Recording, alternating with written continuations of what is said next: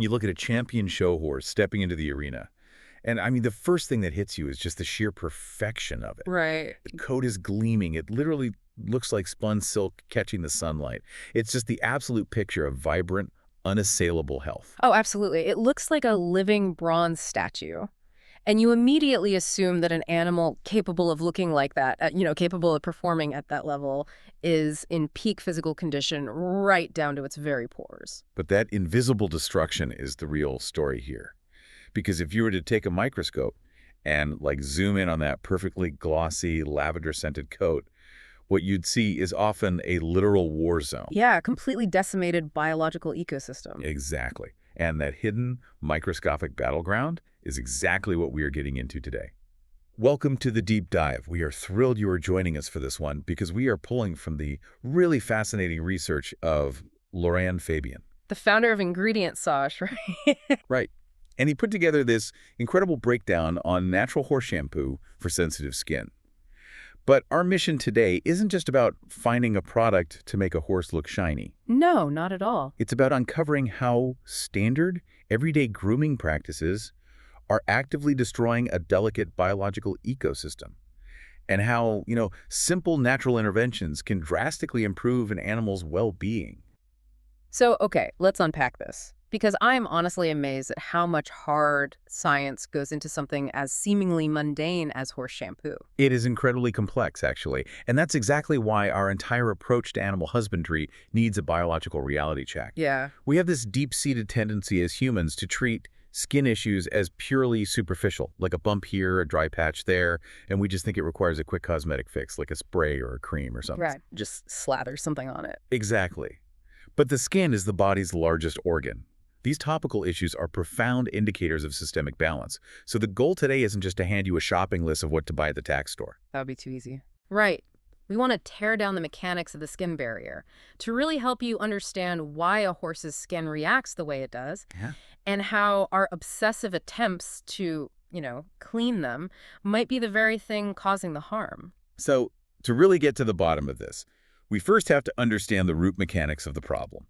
Like, why are so many horses out there suffering from mysterious bumps and persistent itching and hair loss in the first place? Right, the root cause. And it turns out we can point a massive glaring finger at commercial shampoos. They are absolutely loaded with harsh synthetic chemicals. We are talking about heavy-duty sulfates, artificial fragrances, synthetic preservatives. Yeah, the heavy hitters. And sure, they strip the dirt off, but the mechanism they use to do that is just so aggressive. Right. They are actively dissolving the natural lipid oils that keep the horse's skin fundamentally healthy. What's fascinating here is how the chemistry of a commercial surfactant actually operates. Because, a sulfate molecule has two ends, one that loves water and one that loves oil. So when you scrub it into a horse's coat, the oil-loving end grabs onto the dirt, but it also violently binds to the horse's natural sebum. Which is that essential lipid layer protecting the epidermis. Exactly. And then when you rinse the horse, the water-loving end pulls all of it down the drain. You aren't just washing away mud, you are chemically dismantling the horse's primary immune defense against the outside world. That is wild. And we really need to emphasize the cumulative effect of that exposure, too. Think about a competitive horse during show season. Oh, they might be getting bathed weekly or sometimes even more than that. Right. And every single time those sulfates hit the skin, they are dissolving whatever fragile lipid barrier the horse managed to rebuild since the last bath. It's just constant bombardment. And it doesn't even stop with sulfates. You also have parabens acting as preservatives in these commercial formulas. And parabens are notorious for disrupting the skin's natural microbiome, all the beneficial bacteria living on the surface. Because the skin is a living, breathing, incredibly crowded ecosystem, those beneficial bacteria are the frontline soldiers protecting the horse against harmful, opportunistic pathogens. Right. When you constantly bombard that environment with parabens and harsh alkaline detergents, you basically carpet bomb that delicate ecosystem. You kill the good bacteria right along with the bad. And once those defenses are down, the physical gaps in the skin barrier widen, right? And the horse just becomes a prime target for fungal infections, bacterial overgrowth, and severe chronic inflammation. Exactly. Think about it like washing your face with dish soap every single day. Oh, that sounds painful. Right. If you did that, your face would be bright red. It would feel incredibly tight. It would probably be flaking off in chunks. It would be a total disaster. Wait, So we are essentially sanitizing away the good guys on the horse's skin out of a completely misguided desire to keep them clean. Yes, that is exactly what we're doing. And the body's biological response to this sanitization is what we ultimately perceive as the quote-unquote skin problem. Right. Chronic inflammation isn't just a random symptom. It is the body's desperate, screaming response to a lack of microbial protection.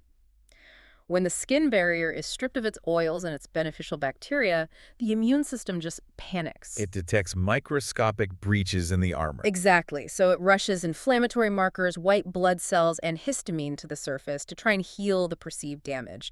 So that heat, the redness, the swelling. That's just the immune system working overtime. Yes. Which creates a devastatingly vicious cycle, the loop of doom, really.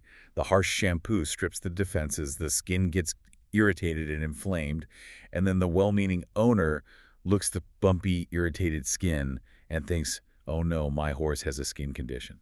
And what do? I need to wash them again with a medicated shampoo to fix it. Exactly. Which, of course, just strips the skin even further. It just accelerates the destruction.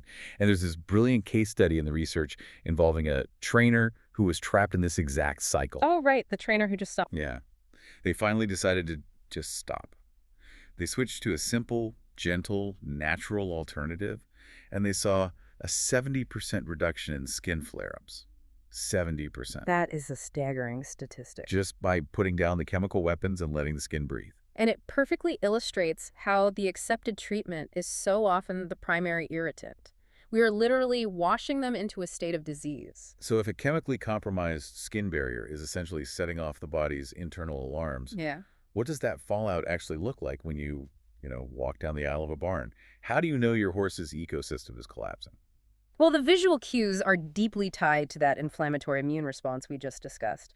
Excessive scratching is usually the first major red flag. Like rubbing on everything. Yeah, a horse won't just rub a little. They will be constantly, aggressively dragging their neck against a fence post or backing up to scratch their hindquarters raw on the stall walls. That's the histamine response driving them crazy. Right, like an intense allergic itch. And you'll also see those red, inflamed patches of skin.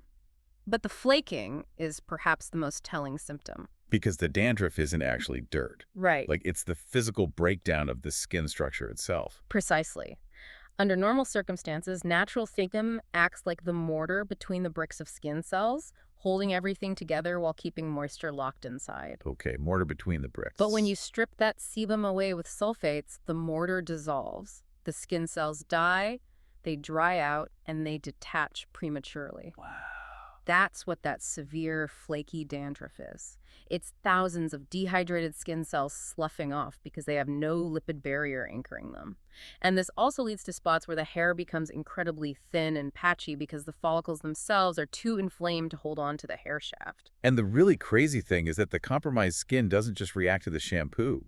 Without that barrier, the horse is suddenly hypersensitive to environmental triggers that a healthy animal would just shrug off. Right, completely normal things. Yeah, a little dust in the arena, normal spring pollen, or even just the natural oils in pinewood shavings used for stall bedding suddenly become massive allergens. Because the armor is gone. Exactly. But here's where it gets really interesting. Not all horses react to this chemical warfare the same way. The biology of the specific horse plays a massive role in who suffers the most. Genetics and breed predisposition dictate the structural integrity of the skin from day one. Horses with pink skin are at a severe disadvantage. Like paints and pintos. Right. Think of your paints, your pintos, or any horse with a wide white blaze on their face or tall white socks. That pink skin lacks melanin. And melanin isn't just for color, it's a physical shield against ultraviolet radiation. Oh, so they're getting sun damage on top of everything else. Exactly. Without it, UV rays penetrate deeply, degrading collagen and creating a low-level, constant state of sunburn and inflammation.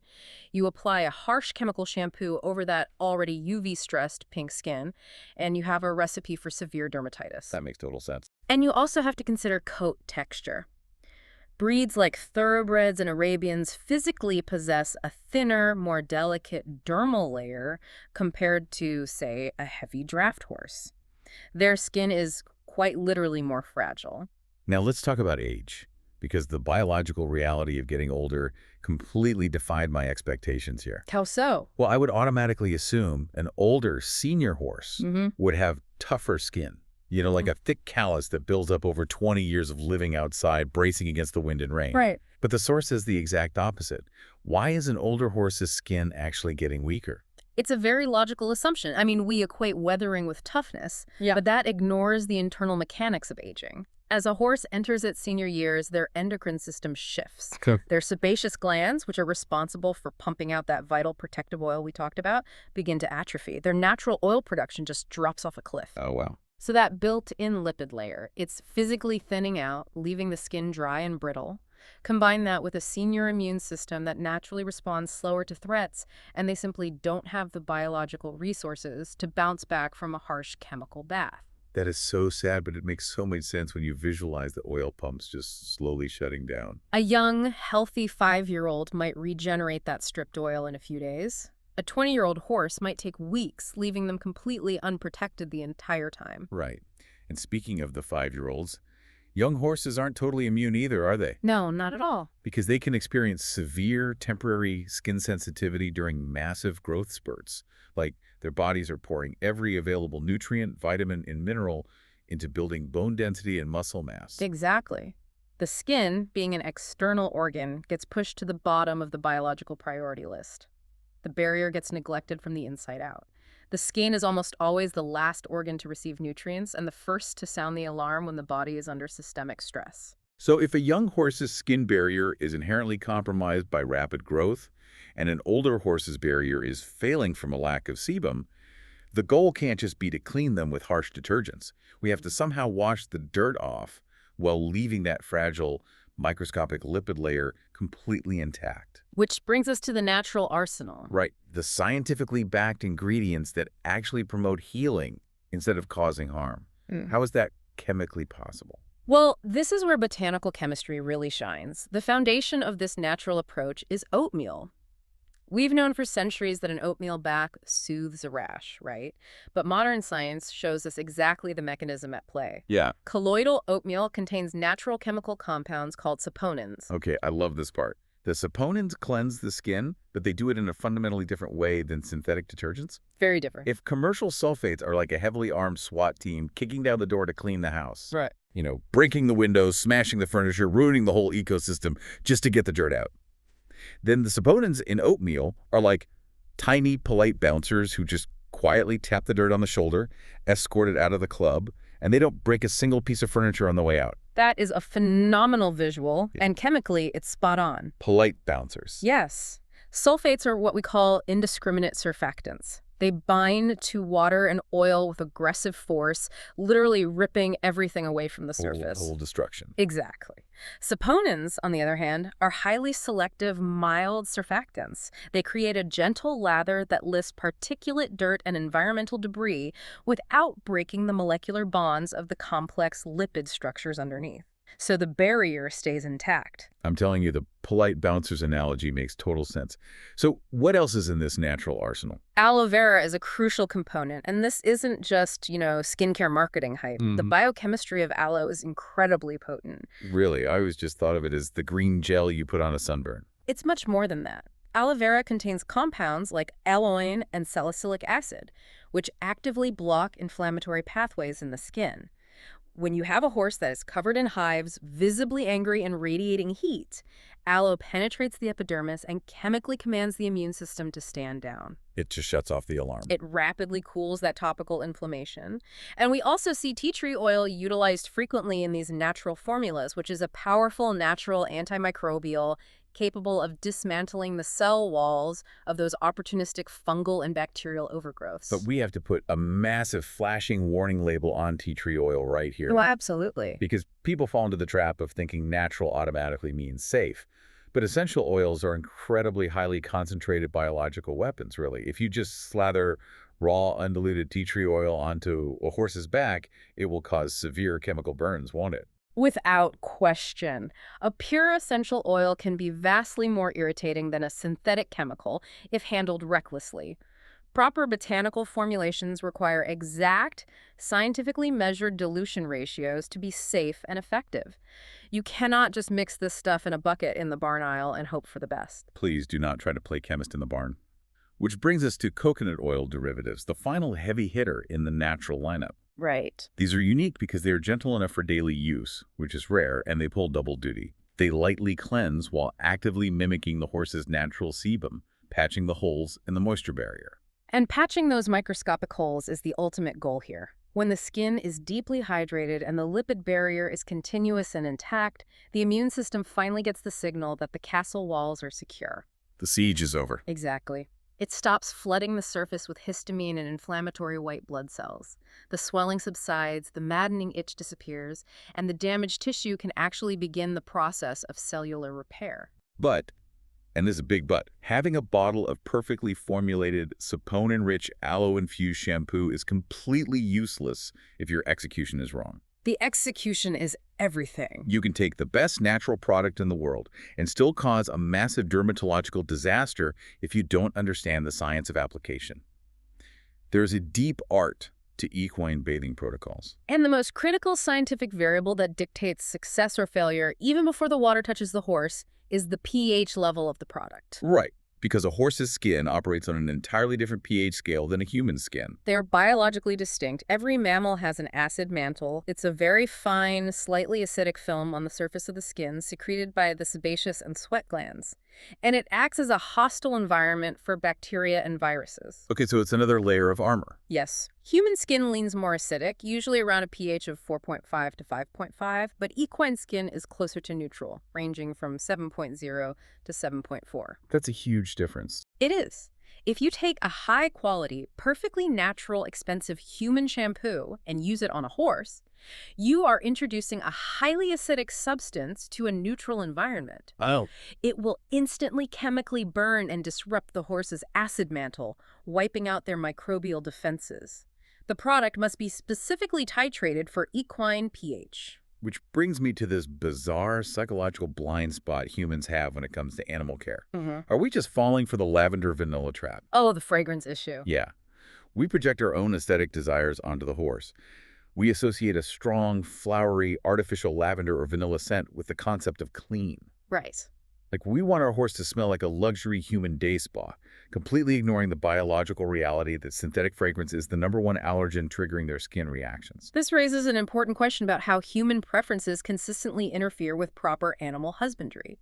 To a horse whose olfactory senses are incredibly highly tuned and whose skin barrier is already fragile, that synthetic lavender perfume isn't a luxury. It's an assault. It is a harsh chemical irritant. It serves zero biological function. We have to train ourselves to read labels for pH levels and proper dilution ratios rather than shopping by scent. A clean horse shouldn't smell like a botanical garden. A clean horse should just smell like a horse. Exactly. And even if you get an unscented pH-balanced product, you can still completely mess it up with poor technique. Overbathing is a classic example. Right. People think, well, it's natural, so I can scrub them down every single day after my ride. But even polite bouncers will eventually wear down the carpet if they walk back and forth enough, Once a week or even less is the biological limit for sensitive skin. But the mistake that sounded the most physically brutal to me was poor rinsing, like leaving soap residue behind. It's one of the most common and damaging mistakes. Think about the mechanics of riding. If you fail to rinse away all the shampoo residue, particularly in areas where the tack sits, Like right under the saddle pad or around the girth area. right, you are leaving an alkaline substance on the skin. Then you place a 30-pound leather saddle on top of it, add a 150-pound rider, and introduce the friction of movement and the heat of sweat. Oh, that sounds awful. You are literally grinding those detergent molecules deep into the open pores and hair follicles. That friction causes severe chemical burns disguised as contact dermatitis. You have to rinse until you think the water is completely clear, and then you need to rinse them again. It's basically a friction burn powered by soap. Brutal. So, what does this all mean for the day-to-day life of a horse owner? We have the right natural ingredients, we know the pH matters, and we know to rinse obsessively. But none of this happens in a vacuum. Right. To truly solve sensitive skin issues, we have to look at the environment the horse lives in and the time of year. The grooming protocol has to adapt because the biological stress on the horse is constantly changing. The skin isn't a static piece of plastic. It's a dynamic, reactive organ that is heavily influenced by environmental stressors. You cannot use a one-size-fits-all approach year-round. The protocol must evolve with the seasonal shifts. And this environmental balancing act changes entirely depending on the month. Like in the summer, you're dealing with a horse that is sweating heavily, rolling in abrasive dust to combat an army of biting insects. So the frequency of bathing naturally goes up, which means the concentration of the shampoo has to drop to its absolute gentlest dilution. But then winter hits. The ambient humidity drops, the air gets incredibly dry, and the skin starts losing moisture to the atmosphere via osmosis. Plus, they are wearing heavy synthetic winter blankets that create constant static electricity and physical friction. Winter requires a total shift towards heavy lipid replacement. You need those coconut oil derivatives to act as a physical sealant against the dry air. Right. But spring is arguably the ultimate biological stress test for a sensitive horse. Because everything hits at once, right? Exactly. You have a massive, sudden influx of environmental allergens. You've got pollen, mold spores, new grass. Simultaneously, the horse is undergoing the massive metabolic tax of shedding out a dense winter coat. Oh, yeah. Shedding season is rough. Their body is working overtime, their immune system is distracted, and the allergens are peaking. This is when the worst hives and flare-ups occur, making those soothing, anti-inflammatory aloe and oatmeal interventions completely indispensable to get them through the transition. And then fall is basically your prep time, fortifying the barrier before the harsh winter freeze. Yes. But timing isn't just about the calendar. It's about the literal hour of the day you choose to pull out the hose. I had to laugh at this because it is so incredibly relatable. You do not bathe a horse right before turning them out into a dusty dirt paddock. No, you really shouldn't. That is basically like spending 3 hours detailing your car, waxing the paint to a mirror finish, and then immediately driving it through a giant rocky mud puddle. Why do we do this? We do it entirely for our own convenience. It fits our schedule to bathe them right before we leave the barn for the day. But biologically, you have just stripped whatever natural oils were present, opened the pores with warm water, and then thrown the damp, entirely unprotected skin out into an environment filled with abrasive dust and microscopic pathogens. It's a guaranteed recipe for severe irritation. We have to time our grooming to protect the animal, not to suit our itinerary. And you shouldn't bathe them immediately after intense work either, when the skin is already physically stressed. Good point. And even if you time it perfectly, shampoo is still just one piece of a much larger puzzle. If we connect this to the bigger picture, true skin health is an inside-out job. You can import the finest, scientifically formulated saponin-rich aloe shampoo on the planet, but if the horse is internally dehydrated or lacking essential omega fatty acids in their diet, their skin will continue to fail. The barrier won't hold. Exactly. Owners absolutely must work with their veterinarians to look beneath the surface. Often, what presents as a stubborn shampoo allergy or a grooming failure is actually a systemic nutritional deficiency, or maybe a gut microbiome imbalance, or an internal allergic response masquerading as a topical issue. So the shampoo is just one tool in the toolbox. Natural shampoos are profoundly effective tools, but they only reach the full potential when they are deployed within a comprehensive, holistic management system that deeply respects the horse's internal biology and external environment. It's all entirely connected. So as we wrap up this deep dive, the major paradigm-shifting takeaway here is that when it comes to equine skincare, less is very often more. Absolutely. We need to break the vicious cycle of chemical irritation. That means actively ditching the harsh commercial sulfates and microbiome-destroying parabens. It means respecting the unique, delicate, neutral pH of a horse's acid mantle. And it means utilizing targeted, naturally complex ingredients like our polite saponin-rich oatmeal and inflammation-blocking aloe to support and fortify the skin's natural lipid barrier rather than thoughtlessly washing it down the drain. It requires a fundamental shift in our mindset. We have to stop trying to sanitize the horse and start trying to support their biological ecosystem. And that brings me to a final thought for you to ponder today as we close out. We've just spent all this time exploring how profoundly a horse's microbiome and skin barrier are decimated by the cumulative effect of daily topical chemicals, heavy-duty detergents, and artificial fragrances. Right. We've seen how a robust 1,000-pound animal that naturally thrives outside in the dirt and the rain is actually incredibly vulnerable to the synthetic ingredients in modern soap. Very vulnerable. So if these everyday chemicals can trigger a total ecosystem collapse in a horse, how might our own daily human grooming routines? Oh, wow. Our neon-colored body washes, our heavily fragranced luxury lotions, our artificially scented laundry detergents, how might they be secretly sabotaging our own skin's natural defenses without us even realizing it? That is quite a thought. Think back to that perfectly gleaming show horse from the beginning. From the outside, it looks like the absolute picture of health. But underneath that pleasant lavender scent, the invisible ecosystem might be silently collapsing.